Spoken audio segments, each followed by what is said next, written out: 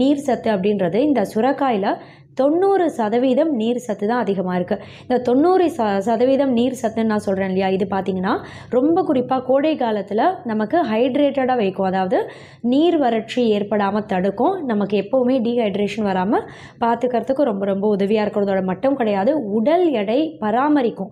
உடல் பருமனாக இருந்து உடல் எடையை கம்மி பண்ணுறதுக்கு டயட் ஃபாலோ பண்ணுறீங்க அப்படின்னா சுரைக்காய் உங்கள் அன்றாட உணவில் சேர்க்கும்போது இந்த நீர் சத்து நார் சத்து ரெண்டுமே ஒன்று சேர்ந்து உடல் எடையை சீக்கிரமே கம்மி பண்ணுறதுக்கு ரொம்ப ரொம்ப உதவியாக இருக்கும். மதிய உணவில் சுரைக்காய் ஏதோ உங்களுக்கு எப்படி பிடிக்குமோ அந்த மாதிரியான ஒரு ரெசிபி சமைத்து சுரைக்காய் உங்கள் அன்றாட உணவில் சேர்த்துட்டே வரலாம். பொதுவாக உடல் பருமனாக இருக்கிறவங்க பார்த்திங்கன்னா கெலோரி அளவு கணக்கிட்டு சாப்பிடுவாங்க. நிறைய பேர் பார்த்தா இதில் எவ்வளோ கெலோரி இருக்குது, இந்த பழத்தில் எவ்வளோ இருக்குது, இந்த காயில் எவ்வளோ இருக்குதுன்னு கணக்கு போடுவாங்க.